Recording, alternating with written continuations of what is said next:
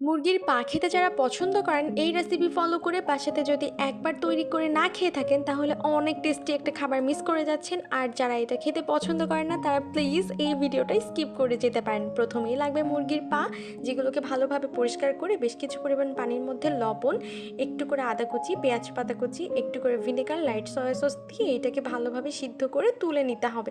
অবশ্যই পানি ঝরিয়ে নেবেন। তারপর তেলের মধ্যে বেশ কিছু পরিমাণ রসুন কুচি, একটু পাকা মরিচ কুচি অ্যাড করে সমস্ত উপকরণগুলোকে ভালোভাবে একটু ভাজা ভাজা করে নিতে হবে।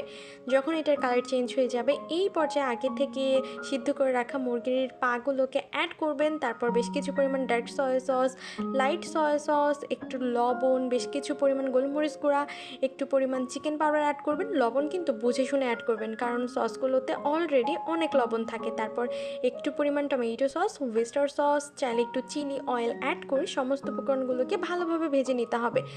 যখন এটা ভাজা হয়ে যাবে এই পর্যায়ে কিছু পরিমাণ পেঁয়াজ পাতা ছড়িয়ে এটাকে পরিবেশন করতে পারেন। কে কে মুরগির পা খেতে পছন্দ করেন কমেন্ট করুন।